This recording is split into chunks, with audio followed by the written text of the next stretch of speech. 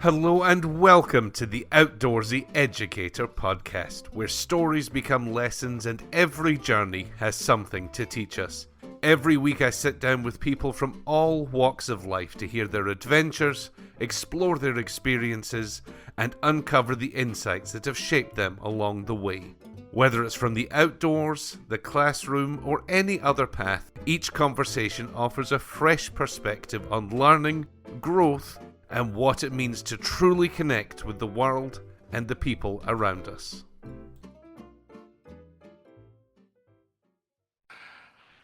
And on this week's episode of the Outdoorsy Educator podcast, we have Madeleine Wilson. Madeline, how are you today?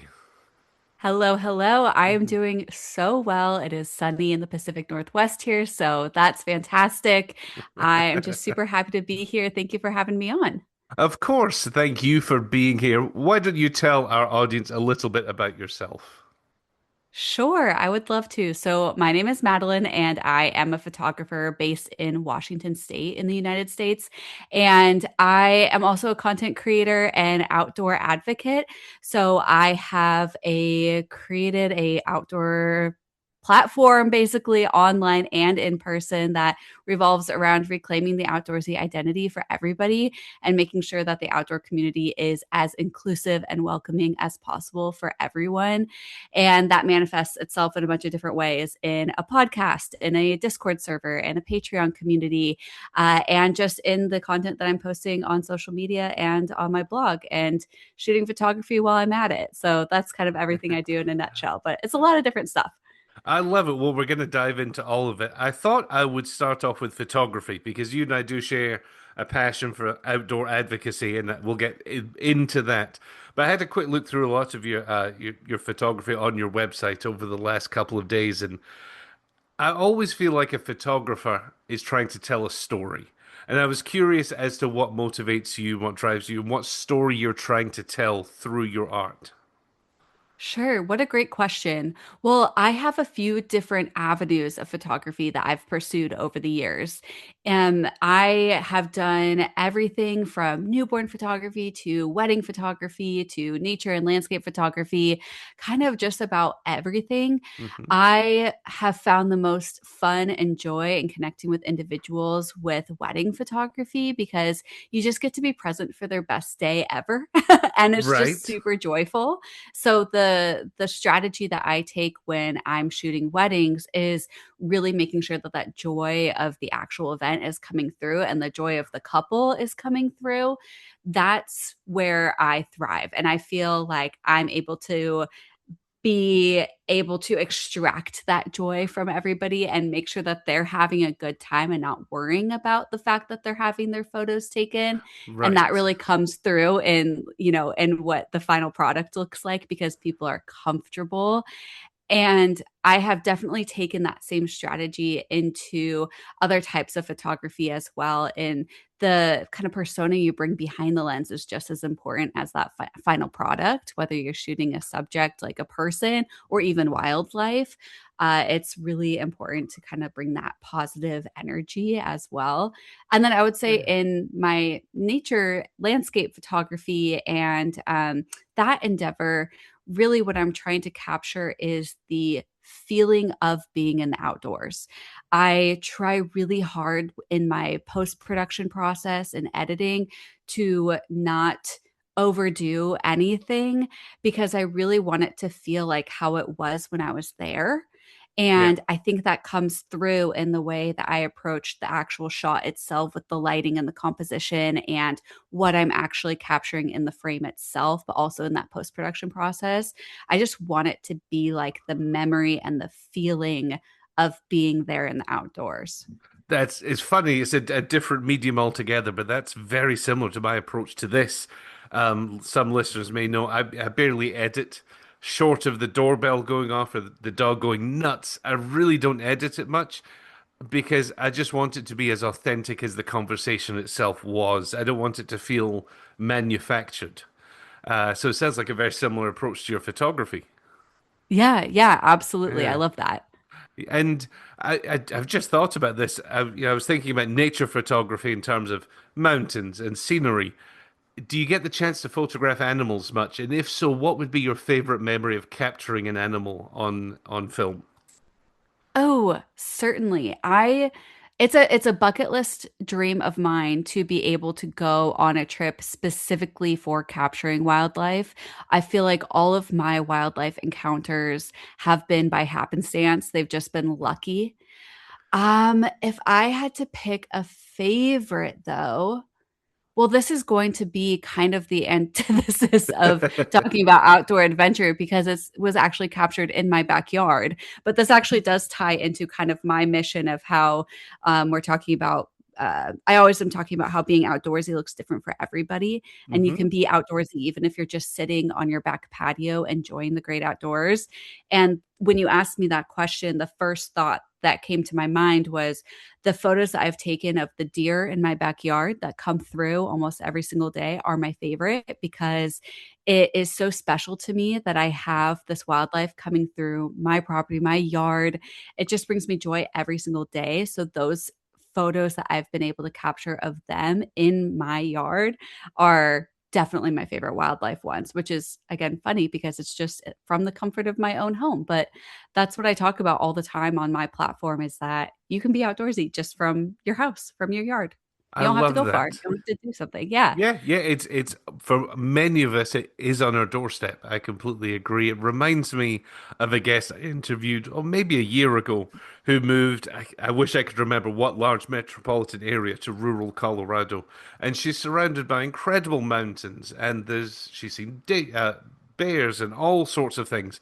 But the deer that walk past her house every morning, she brought that up as her favorite thing that she sees, and she's surrounded. There's an abundance of wildlife where she is. Right. Yeah. Yeah, Isn't that so funny? yeah. Yeah, it just something it's so delightful to see them on a regular basis as well because Hmm. all these different wildlife encounters that you have when you're hiking or you're camping, you see these animals in their habitats in this moment of time, but there's something really special about having your local wildlife that you Yeah. see day in and day out and you get to see their winter coat come in and you get to see, oh, there's a new one that's joined the group, or there was just one that came through the other day that looked like she might be pregnant, and we are so excited that there might be a little doe running around soon. So there's something special about that familiarity as well.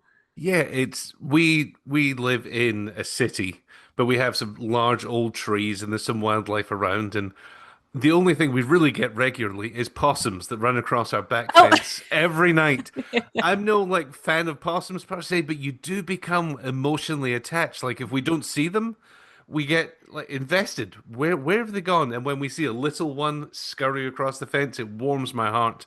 Never would have thought that would happen.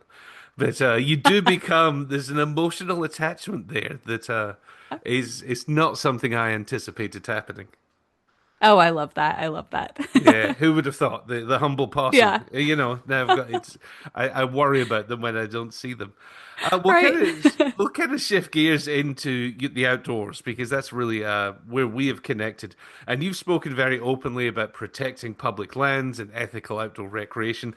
What brought this journey about? Is that something that's always been with you since you were a child, or is it something that came to you later on?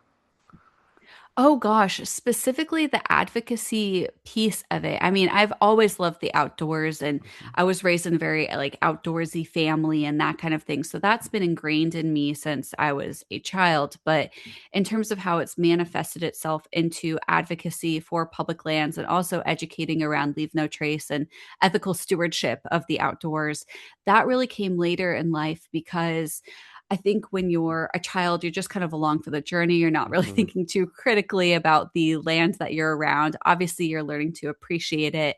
And that shaped who I am today.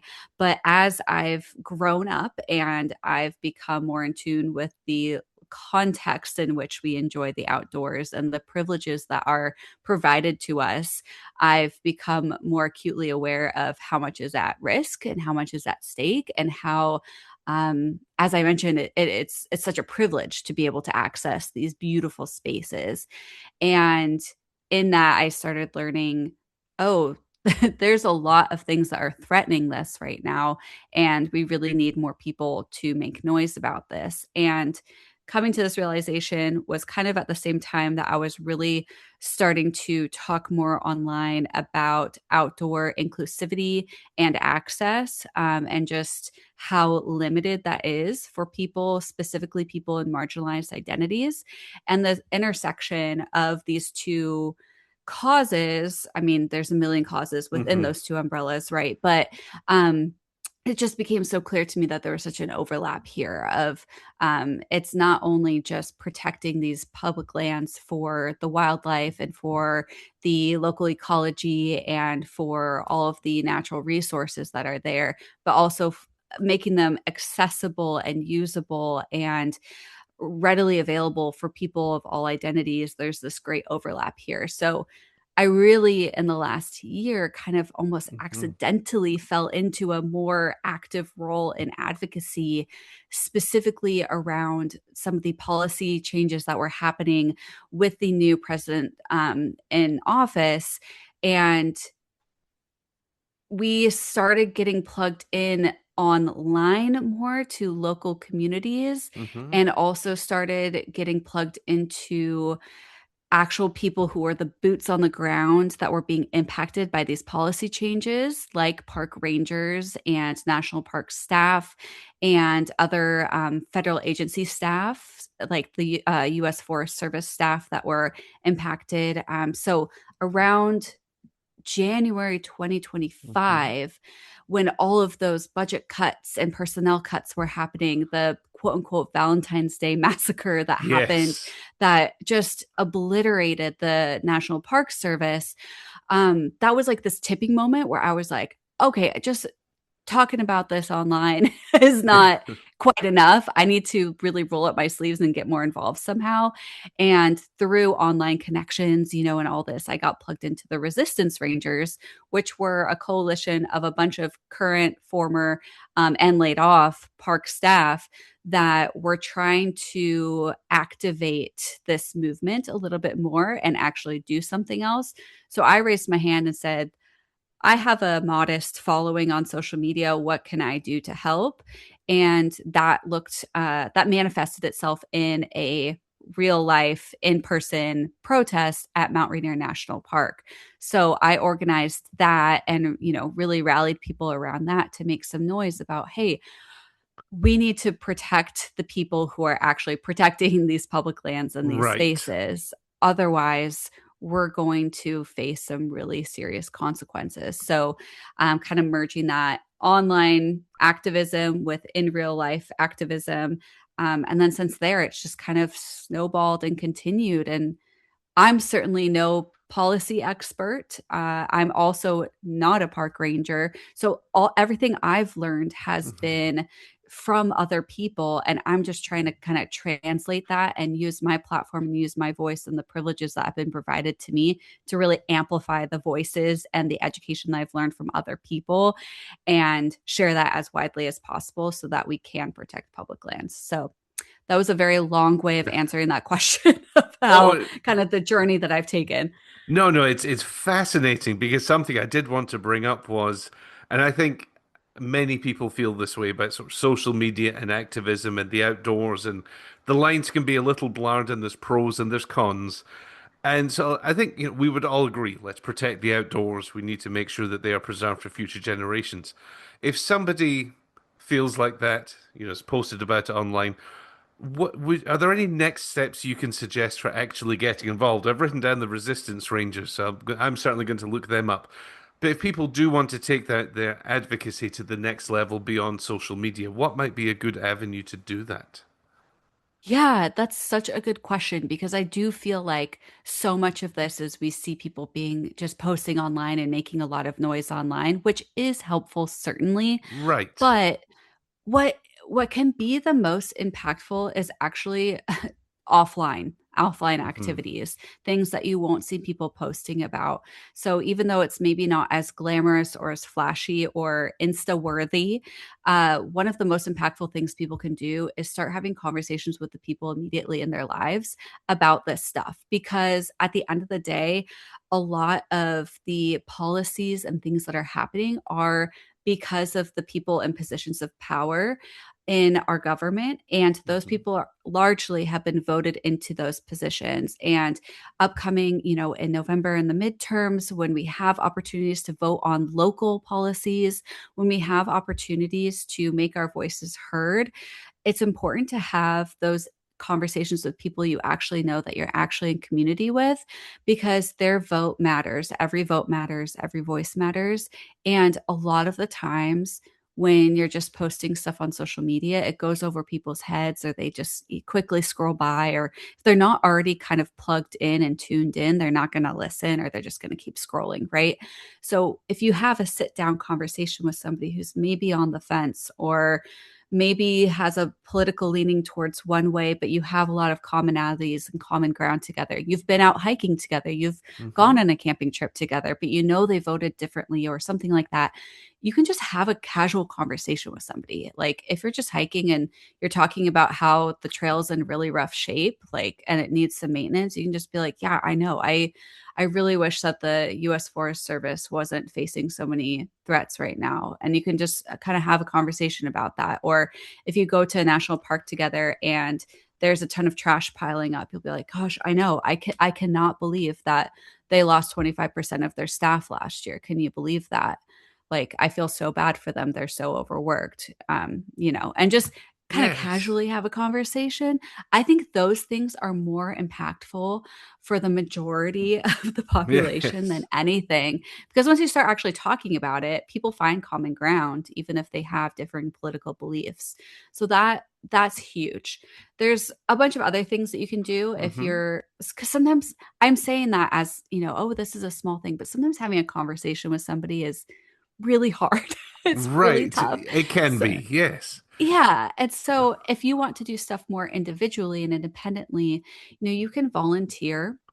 You can volunteer with the National Park Service. You can volunteer with local agencies or local organizations in Washington State. For example, we have the Washington Trails Association, and they do a lot of the maintenance on our local trails and upkeep. I've volunteered with them before. They're fantastic. I guarantee you, wherever your listeners are, there's a local friendly organization that has volunteering opportunities available. So while you might not be actively making policy change or changing people's votes or anything as directly impactful like that, getting your hands dirty and literally physically helping out helps build your connection to the land a little bit more and understand what actually goes into managing these public lands from an actual labor perspective, which really helps you understand how important it is. And you're also Absolutely. helping. So that's another piece there.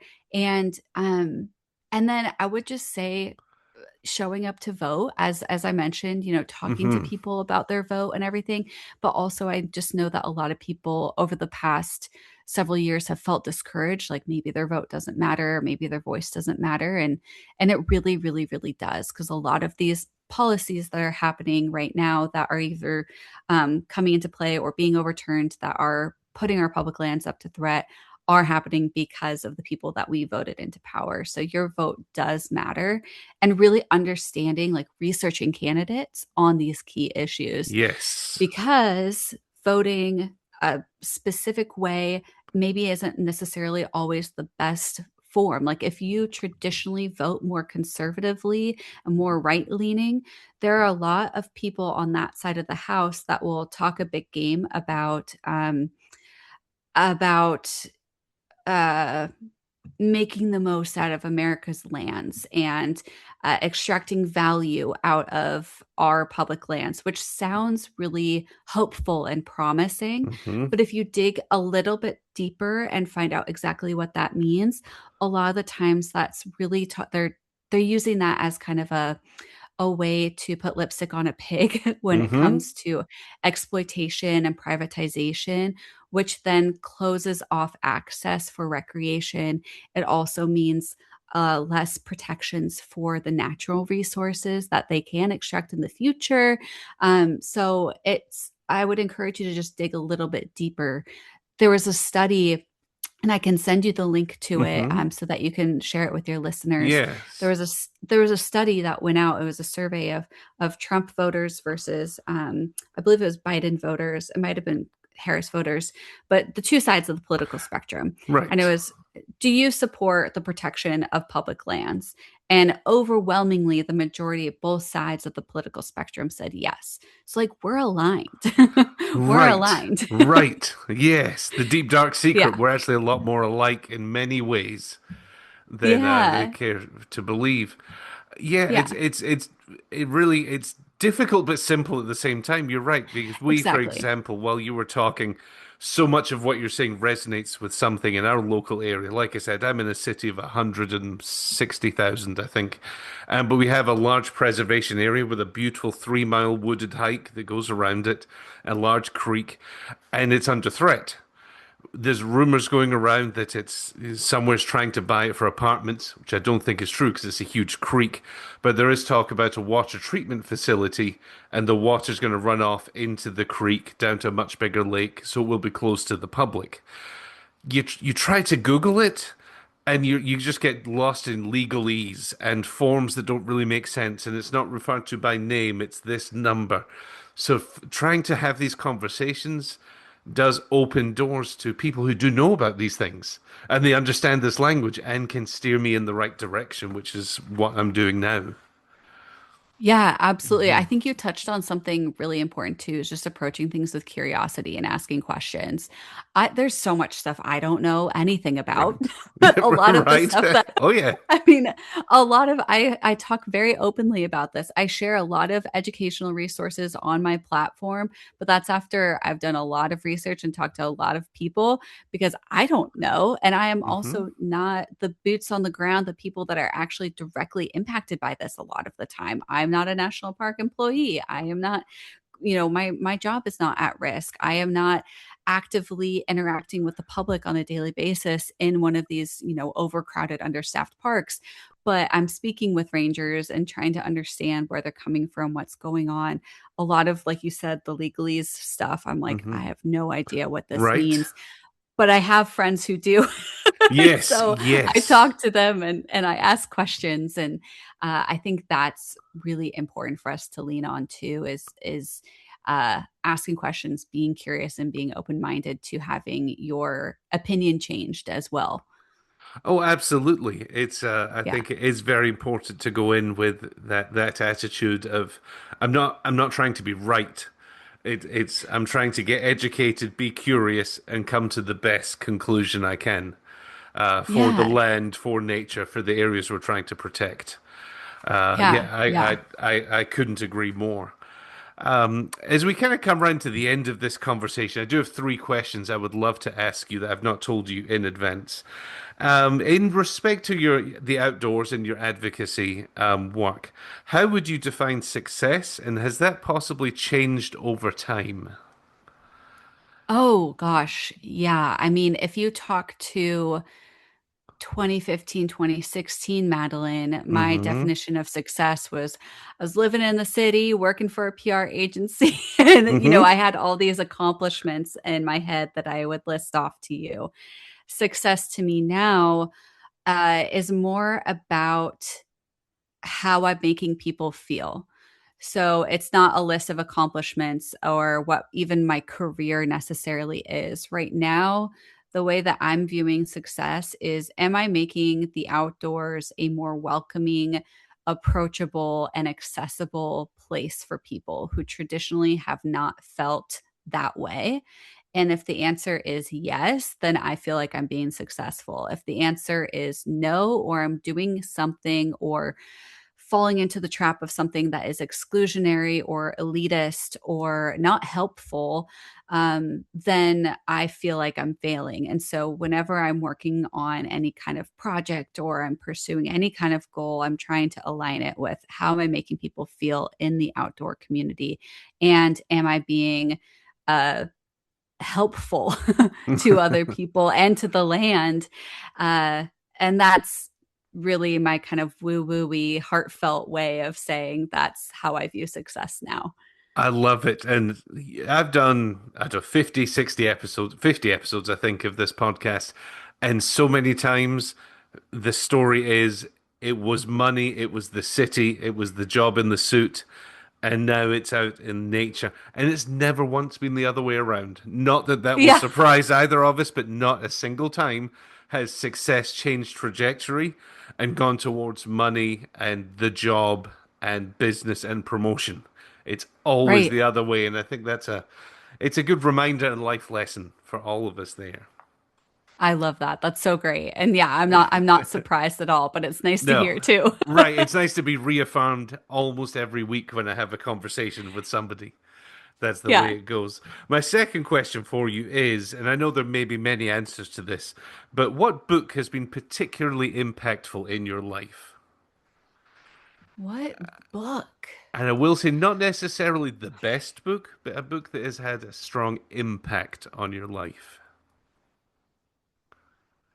Oh my gosh, that is a great question.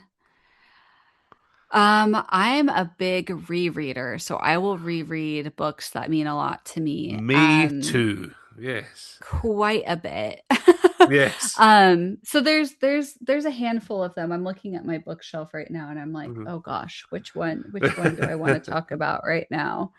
Um, in terms of being the most impactful, um, I I think I would have to say the book called Untamed by Glennon Doyle.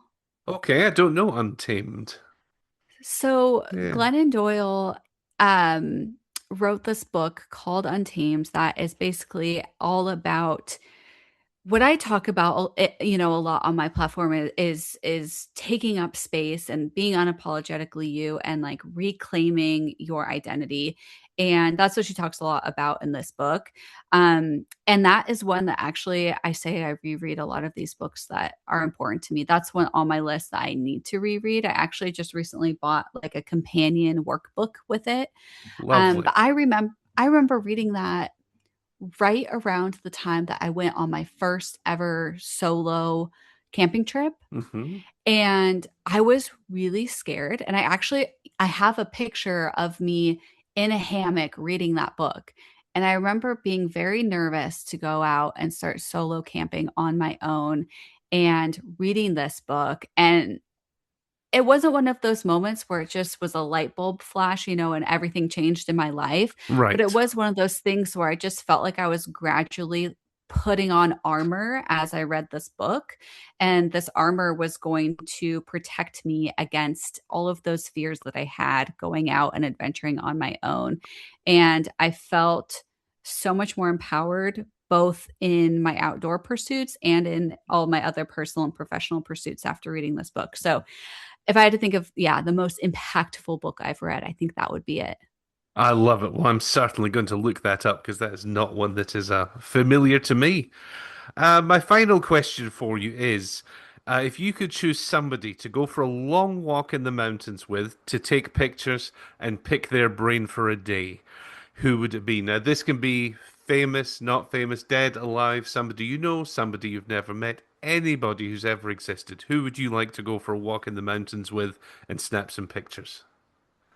My dad. I love it. This is Yeah. this is probably the least interesting answer for your listeners, but absolutely my dad. He is the person that got me into the outdoors. I actually on my podcast interviewed him and talked to him about what that looked like. He raised three daughters to all love and appreciate the outdoors. He was a mountaineer, but also had this way of bringing the outdoors down to this like really accessible, comfortable level that was approachable for us as young women. And I just any opportunity I have to be in the outdoors with him is a delight. I took him on a camping trip a few years back, and it was one of the highlights of like my decade. Hmm. I would love to just always have a hike planned or a camping trip planned with him to pick his brain about all of his adventures as an outdoorsman and just as an individual, because I owe everything that I am today and my appreciation for the great outdoors to how he raised us. So yeah, that's absolutely who I would go for a long walk with Well, and take pictures with. Yeah. I have to tell you that dads are the number one answer Would you believe Oh, that really? that comes across an awful dads and then mums and Jane Goodall tend to come in, Oh, so they're in good it's a company. great list. Yeah, exactly. A great list indeed. Well, Madeline, this has been a pleasure. If people want to find out more about what you do, perhaps ask questions about outdoor advocacy, where can they find you? Sure, you can find me at Madeline Wilson Photo on any platform, Instagram, TikTok, Threads. I think Pinterest, YouTube, it's the same thing on all of them, Madeline Wilson Photo. And then you can also find my podcast is on a brief break right now, but it's called Outdoorsy. So you can find that just on any podcast platform by searching Outdoorsy and looking for the pink logo. And you can also follow us over on Patreon. If you become a Patreon subscriber, you get access to my Discord community too. And this thing that I created called Cozy Camping Club, which is a inclusive, accessible, really low key in-person community. If you're based in Washington State or even want to travel for it, that gives you access to all that as well. So that's patreon.com/outdoorsy. Got a bunch of different things going on in all those different places. I would say the best place to learn about advocacy, what's going on with our Hmm. public lands, is on Instagram and TikTok. That's where I'm publishing a lot about that. And then I will do more in-depth deep dives about current issues on my blog, which is madelinewilson.com, or excuse me, madelinewilson.org. You will find my blog there and get some more in-depth resources. I always include all of the external links to all of my sources and everything there. So I'll do like a breakdown of topics that are currently trending or things that are happening facing our public lands. But then I'll link out to all of the resources that you can find if you want to sink your teeth in a little bit more there. So lots of different Awesome. places, lots of different learning Fantastic. formats. Yeah, depending on what works for you. But yeah, thank you. I hope to see all y'all over on all those pages and stuff. And Yeah. shoot me a comment or a message if you found me through this podcast because I'd love to know. Fantastic. Well, Madeline, I really appreciate your time. Thank you so much. Thank you so much for having me. I love talking with you. Thank you again to this week's guest, and I hope today's episode was as enjoyable for you as it was for me, and perhaps even inspired your next adventure. If you did enjoy the show, please be sure to subscribe, leave a review, or follow us wherever you get your podcasts. You can find more information at theoutdoorseyeducator.com or follow us on Instagram, TikTok, or Facebook. Until next time, thank you so much for listening to the Outdoorsy Educator podcast.